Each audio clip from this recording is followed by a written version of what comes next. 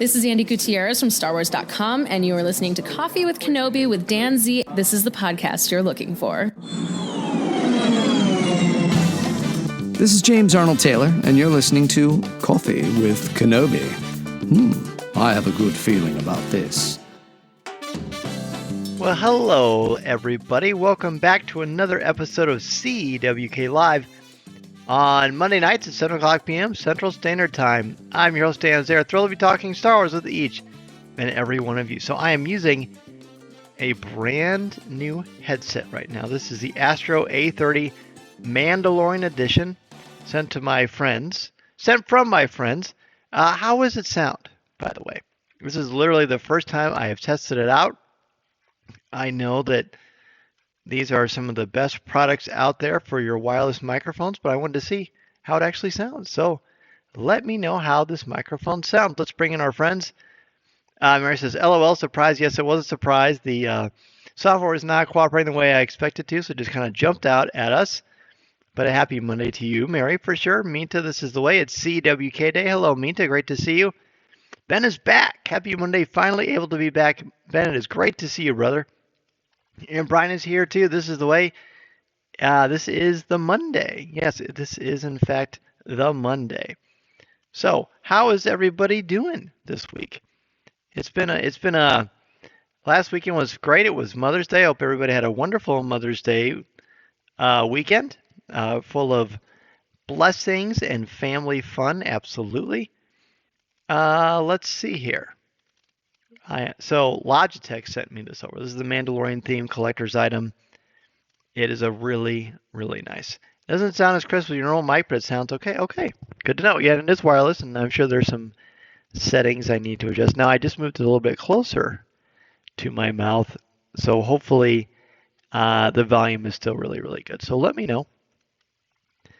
Terry's here. He says, hello, everyone. Don't have a list, but I couldn't miss out on the first show after the 10-year anniversary. That's right. Well, thank you, Terry. And yes, 10 years of Coffee with Kenobi. Can you believe it? Jason is here. Jason, Henrik, and Ava stopping in to say hi. We haven't been able to watch the episode yet. We're just going to hang out for a few minutes. Hey, no problem, Jason. Great to see you. How's the mic sound since I put it closer? Is it too loud, or does it sound okay? These are the normal things I would discuss with the sound engineer, which is me, but I didn't have a chance to do that before. I'm getting a little feedback, so I'm going to move it back a little bit like that. All right. Well, let me know if you have any challenges with it. But again, I am wearing the Logitech GA30 wireless gaming headset, the Mandalorian Edition. It is made for gaming. You can use it with a Mac or a PC, so I'm using it on my computer here for the live show. It's very, very nice. It's the A30. It's a great collector's item. It's got some really cool sound effects that happen, like when you activate the whistling birds. You can hear that sound when you turn it on in the back, which I think is really, really cool. In fact, here, let me show you. Volume is great. Sounds like a good headset for work or gaming. Good. I'm glad. Yeah, it seems really cool. I am a fan. And let me show you the sides of it here. In fact, I'll just take it off and show you. Better moved back just a little static when you had it close. Good. Okay. In fact, let me just show you a video that I have of this thing. Let me pop that in here for you. It's a very, very nice collectible. You saw the back and the sides. There's the case for it. It's very, very cool. It's very, very comfortable. And again, the case itself is really, really sweet. And you can see the sides of it, what it looks like too. That's all the cords that came with it, but it's also got a nice little collector's case. Really, really nice item. I really recommend it. Okay, excellent. Well, that's basically what's brewing in the world of Star Wars, so let's jump in and do that.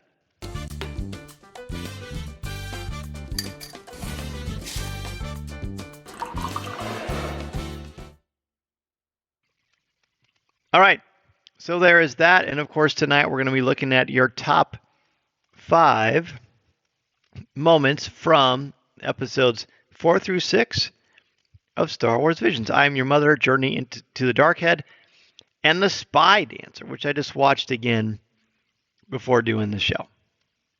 Ben says, I could actually use a headset like that. It looks awesome too. It's great. It's really comfortable, and that's what one of my older boys said, or my oldest, Peyton, said that these are comfortable ones you can just wear all the time, which is great. And so far, I'm noticing that to, in fact, be true. The other thing I want to show you, let me get back here.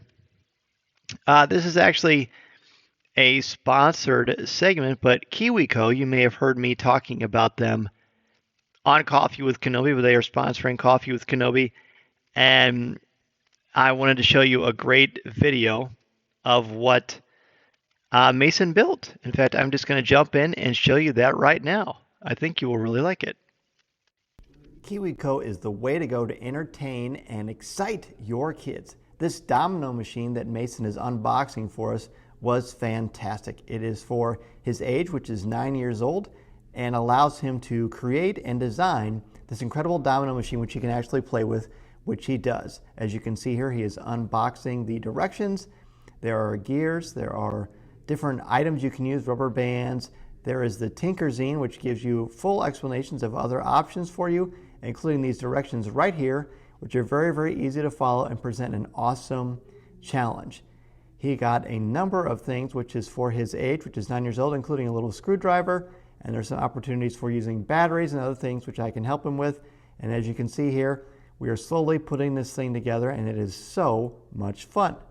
Now it's time to fine-tune. You flip over the directions to get to the more detailed aspects of things. We're going to put on the googly eyes, get the gears all lined up, and attach the, well, I don't know what those are called, but they worked really, really well. Attach the batteries. It's time to test this thing. Here we go. Mason turns it on, and here comes the distribution of the dominoes. You can mix and match the colors any way you want, and it moves for you. And then when you're all said and done, you're able to knock them over and start all over again. KiwiCo makes seriously fun enrichment for kids of all ages. Each experience is designed to spark that awesome on a monthly crate delivered to your door with fun hands-on projects that are designed by experts and tested by kids. Boom. There you go. Mina says that set looks amazing. You might have to splurge on a pair. Well, yes, Mina, I think you will like it. So yeah, KiwiCo, that domino machine was great. I think that if you have a child, Jason, I think Henrik would really love these. I think it's a really, really fun thing. It's kind of nice to get kids away from screens too and have them enjoy using their minds, you know, something tactile, and so then they can actually play with later. The next one we have that he's going to build, it's a rocket you can actually launch, and that is going to be awesome. I'm sensing a slow motion video for that. It's going to be cool. All right, what else is brewing in Star Wars this week? I heard from a lot of you about the meetup, which is going to be June 11th at Disney Springs. Sunday, June 11th at 7 o'clock p.m. at Jock Lindsay's Hangar Bar, Disney Springs, Orlando, Florida. Yes, it is technically a bar, but it's also a restaurant, and it's okay for kids too. Mason's going to be there. And if you're not able to join us on the Halcyon next month, you can certainly join us if you're in the area at Jock Lindsay's Hangar Bar and get to meet everybody. I'll be there. Tom Gross will be there. Corey Clubb. Mason will be there. And you can go onto the Facebook event page and you can see everyone that is going to be joining us at the event.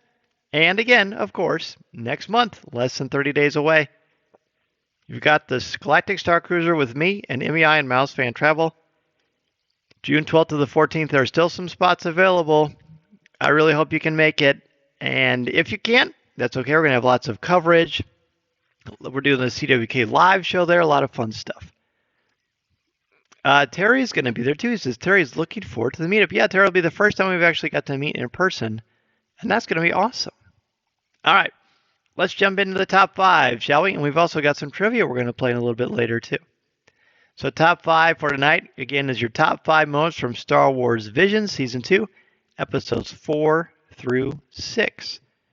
The episodes are I Am Your Mother, Journey to the Dark Head, and The Spy Dancer. I tried to vary up my top 5 personally, try to get a couple of them from each one, but that wasn't a requirement. It's just whatever strikes you, however the Force is leading you to talk about this. All right, number 5 for me. First one I have is Wedge merchandise. That's right, Wedge merchandise. I thought it was funny. I think this is the Wallace and Gromit episode. And at the beginning and a little bit throughout the episode, you see Wedge basically soliciting that he has got some merchandise that he wants to promote for this race. And I just got a kick out of that. And Dennis Lawson's even the voice on it too. So that makes it even more entertaining and more fun. Let's see what other people have. Mary's number 5 is the fluidity of the animation and the spy dancer was really gorgeous. Very, very well done. That's one thing you can be sure about on these episodes is the animation is going to be top notch. Number 5 for Minta, I love the claymation style of I Am Your Mother. Gave me a Wallace and Gromit vibe, and it was such a lighthearted episode. It was, and also very embarrassing, too, for the female protagonist, the daughter, I can't remember her name. Terry, the variation of the MTV 7-counter mini rig and the spy dancer, first time I've seen it on screen. Yes, that's right. I knew that looked familiar. Good catch, Terry. Very good catch. Number 5 for Ben, all the Easter eggs in I Am Your Mother. The Wookiee pulling the arms off his stuffed animal was my favorite one. That was pretty entertaining. I agree with you. I very much agree with you. All right, let's go into number 4. Let's see. Everybody's got theirs. Yep. Okay, let's go to number 4. Oh, Brian's number 5 was Journey to the Dark Head, the relationship that Aura and Toll developed and the friendship that grew from the trials of their mission. I love that too. Leads into my number 4, Toll's conflict. I thought it was cool that there was a through thread, narratively speaking, of him and his struggles with anger and that Sith Lord who was trying to recruit him. I think his name was it Latham, or I can't remember. I said it on the regular show. By the way, I want to plug Coffee with Kenobi's regular show from last week. We had a really in-depth analysis of the first 5 episodes, actually, of Star Wars Visions, and I got a lot of great feedback on it. Be sure to check out that episode if you have not already done so. For the regular show, that is. Okay, enough of my babbling. That was my number 4, Toll's conflict and how he struggles with his dark side and the Sith Lord that is trying to recruit him, as well as his frustration with Aura. But it works out, I'd say, well. And I talked a lot about that on Coffee with Kenobi this week. But I'd love to see what you all say or what you all feel about the 4th, or your number 4. Feel free to add that in the comments right now. Or as soon as you can. You're probably typing so quickly. And I know how that is. Mary's 4, mother and daughter dynamic, and I Am Your Mother. We don't usually see a mother-daughter story. At the end of it, Mom says she's embarrassing because she's a mom. And I like that line. I thought that was really fun. If you're a parent, you get it. Like, that's part of your job, right? Your kids might be embarrassed by some stuff you do, but usually we like to think we do it for the right reasons and try not to embarrass you, of course. Minta's 4, Aura and Toll using their differences to complete the mission at hand. Very good. For Ben, the visions on the stone and journey to the dark head. It was beautiful imagery and felt very mystic, very fitting for how I envision the Force. You know what? I agree. I like that. Anthony's here. Hello, Anthony. Just dropped in to say hi. Looking forward to hearing your top 5s. Anthony, great to see you, buddy. Appreciate you joining us. Number 4 for Brian, Journey to the Dark Head. Aura's vision scene and the realization that the vision she saw was not clouded, but she actually was the third person to jump in to help. Good call. And Journey to the Dark Head is such a great episode. It's one of my favorite ones. As I talked about again last week on Coffee with Kenobi. Very, very, very well done. Let's see. I don't want to miss anybody. So again, you can chime in with your number 4 later if you want to naturally. Let's go to number 3. Number 3 for me, the lightsaber whip feature in Journey to the Dark Head. The Sith Lord has this like thorn whip that I believe comes out from the back of his lightsaber. It's just a cool feature. Kind of reminded me of if Dr. Octopus had a lightsaber, just because of the whole tentacle vibe thing. I just thought it was really cool. So I had that. I mean, it's not super profound or anything like that, but it's just the animation was good, and it really looked good on the animation style of it, the way it came to life and caused a lot of destruction and damage, but a great feature. Number 3 for me, to the background story for the main antagonist, the spy dancer was well thought out. You see the struggles she had for her backstory and how it influenced her relationship with the rebellion. Well said, and I agree that was a really nice surprise, that episode. Number 3 for Mary. The giant statues in Journey to the Dark Head, the color and reveal was nice. I really like the colorization in that one too.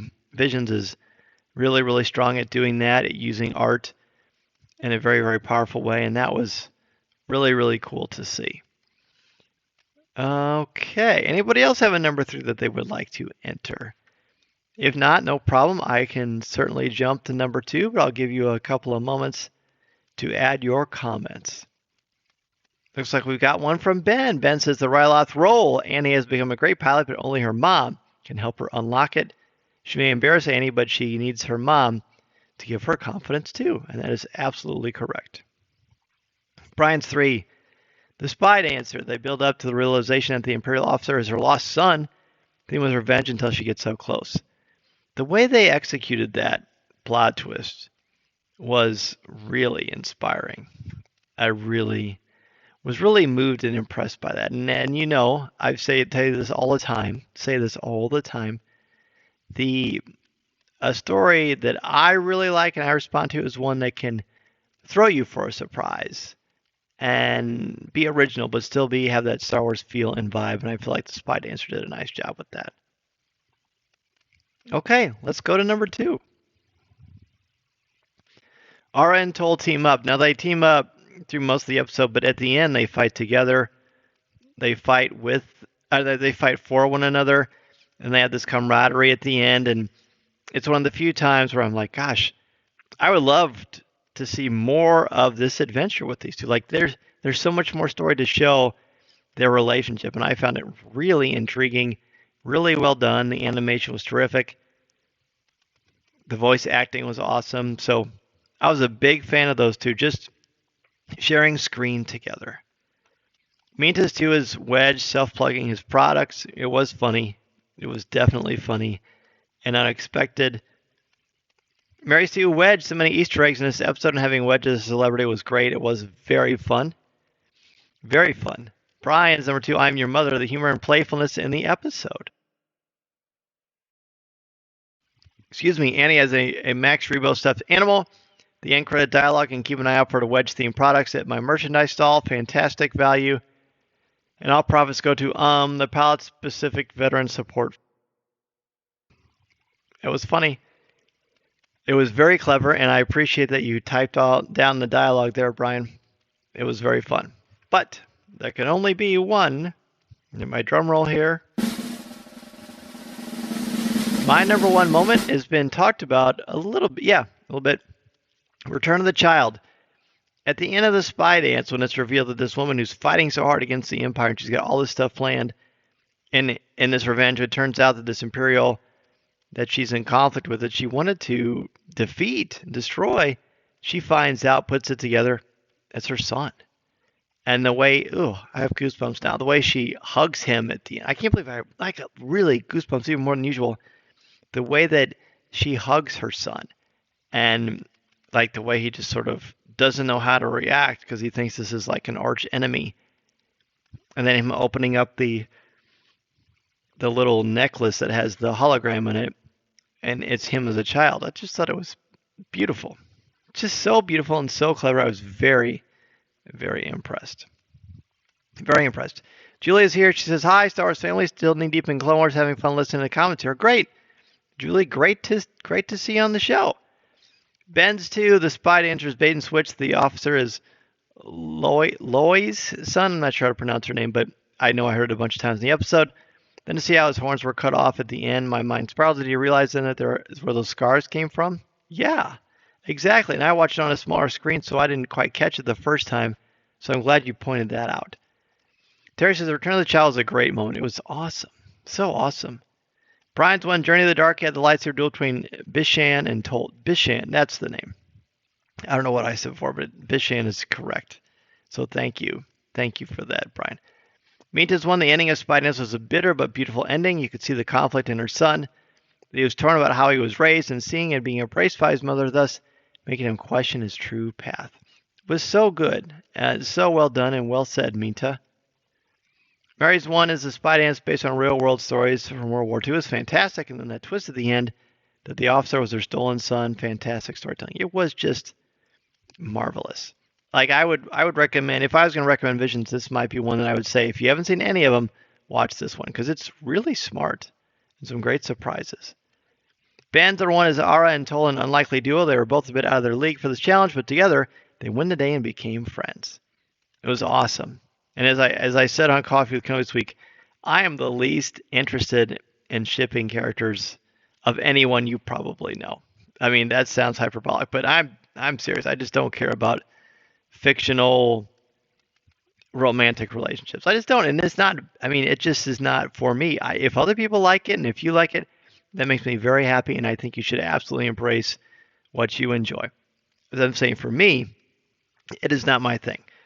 But Ara and Toll, yeah, I thought they were awesome, and I want them to have lots of space babies because they were very, very fun. Very, very fun. And just some great chemistry there. All right, so that should do it. If you have one, it's again so weird. Not used to this headset, but hopefully it sounds good still and that you're moving along with me here. In the Mandalorian Beskar, there you go. There's one side. There's the other. Next week, we're going to finish up Star Wars Visions. And we're going to talk about, oh, geez, did I do it again? Episodes 7 through 9. Let me see if I can actually download the right one for you next week. Yep, there you go. 7, 8, 9. Sounding better as you were going along. Good. I'm sure it just takes a little bit of getting used to, and I'm looking forward to hearing the audio and very much appreciate your patience. But now, it's time to do a little Star Wars trivia. I need a little video intro. Da, da, da, da. I don't know if that's really the intro, but here we go. Star Wars trivia. Now I'm going to do something on camera that I've never done before. I don't wear glasses, but I do have reading glasses. I am going to have to put them on, and it's got a glare. I'm not used to this. I'm going to have to put this on to read these trivia questions to you. So that's where we're at. That's where we're at. Ben says, make up your own sound effects. I like that. Boop. Like that. Yes. Appreciate it. Appreciate the support. All right. Here we go. You know how this works. Yes, Terry, you caught a trivia night, buddy. Let's do it. So you know how this works. You don't want to look it up. You want to just do your best so you don't get it right. That's okay. Okay. Let's do this. Some of these are pretty easy. Some of them are not. These are all from Alan Pavoid's Star Wars 7x7 unofficial Force Awakens trivia book that he gave me at Star Wars Celebration. Brian says 2 thumbs up for bringing glasses into canon. That's funny. I like that. Mary says, welcome to the 50 and Over Club, right? Yes, absolutely. Okay. What actor, these are hard. What actor made his third appearance in a Star Wars movie in The Force Awakens, this time as Woollivin, Wollivan? What actor made his third appearance in a Star Wars movie in The Force Awakens, this time as Woollivin, Wollivan? Any ideas on that? Again, what actor made his third appearance in a Star Wars movie in The Force Awakens, this time as Woollivin, Wollivan? I've got a headset. I've got glasses on. Who is this guy? Who is this wacky guy that's hosting CWK Live? I tell you. Warwick Davis is Means' guess. Brian also agrees, as so does Mary. Okay, very good. Anybody else? Ben says, oh gosh, Warwick Davis. Very good. Yes, it is Warwick Davis. I'm just going to get right to it. Okay, this is the next question. Who are the voice consultants for BB-8? Who are the voice consultants for BB-8? There are 2 of them, if that helps. Again, who are the voice consultants for BB-8? Julie says, is it Filoni? Dave Filoni. There's one guess. Mary says Bill Hader. Okay. That's one. Remember, there are two individuals who are credited for being the voice consultants for BB-8. Anybody know? Or Mary or Julie, you're certainly welcome to add a name to your guess if you want to. Totally fine. Gosh, I really want to give the answer, but I'm going to wait another minute. Ben says feels like a good one for the guy who does the voice of K2SO. Oh, interesting. Interesting. Julie says, is it Taika Waititi? Brian agrees with Mary. All right, I'll give the answer to who are the voice consultants for BB-8. The answers are Bill Hader and Ben Schwartz. So there you go, Bill Hader and Ben Schwartz.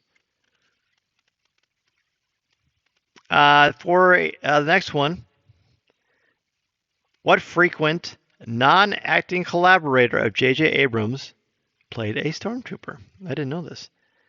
What frequent non-acting collaborator of J.J. Abrams played a stormtrooper in The Force Awakens? So in other words, this person collaborates a lot with J.J., but he's not an actor. Who is it? And he is someone who played a stormtrooper. I'll just read it as it's written. What frequent non-acting collaborator of J.J. Abrams played a stormtrooper? Ben says, good job, Mary. Yes, very.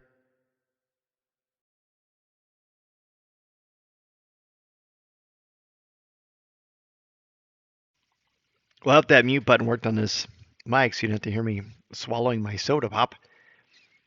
Julie says, so not 007. It is not Daniel Craig. That's the first thing that popped into my head. This is a hard one. I'll give you a hint. He is responsible for music for Rogue One. Did that ring any bells? Michael Giacchino. I believe that's how you pronounce it. Michael Giacchino played a stormtrooper in The Force Awakens. I did not know that. Mary says, I knew Bill Hader because he made a statement he isn't signing any Star Wars merch. Yeah, that was pretty recent, wasn't it, last week? Terry said, these are Jedi Master questions. These are hard. I'm going to try to find one that's not so crazy.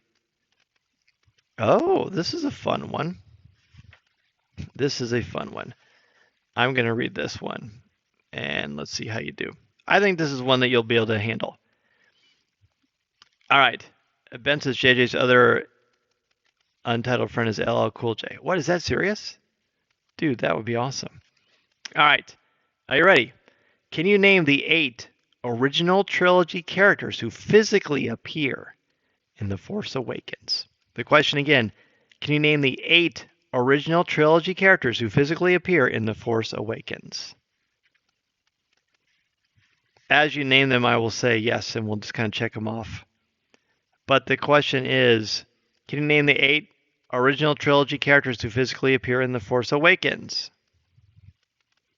Ben said, no, it's not true. It's a bad attempt at joke. I like the joke. I wish it was real. Can it be CWK canon, unofficial canon? Maybe. Terry says, no complaints, so great to learn new things. No, I agree. I want them to be challenging but not like impossible. And some of these, I don't know. I don't think I could answer some of these for sure.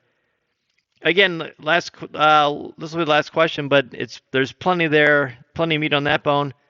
The question is, can you name the 8 original trilogy characters who physically appear in The Force Awakens? I would think several of them should be pretty easy for you. Leia, Han, Luke, 3PO, R2, and Chewie. You got it. Now, let's see. 1, 2, 3, 4, 5, 6. You're only missing 2, Ben. So it's Leia, Han, Luke, C-3PO, R2-D2, and Chewie. And there are 2 more. Mary got them too. Han, Chewie, Leia, Luke, 3PO, and R2. Minta has thrown another one into the list. Admiral Akbar. Minta, you are correct. And we're just missing 1 more. So we've got Luke, Leia, Han, Chewie, 3PO, R2, and Admiral Akbar. Ben has thrown out Akbar. Terry's got him too. We're still missing one character from the original trilogy who physically appears in The Force Awakens. Any ideas? I will do a little drum roll, and then I'm going to tell you. The final original trilogy character who physically appears in The Force Awakens. It is not Wedge. He comes in The Rise of Skywalker. Vader's helmet? No. That's there, but it says a character that physically appears, not just a helmet. So the other person is Nien Nunb. Nien Nunb appears in The Force Awakens. So there you have it, friends. That'll do it for trivia for tonight. a nice quick little one, but I wanted to play a little bit of trivia with you. Now, let's jump into Ask Dan Z.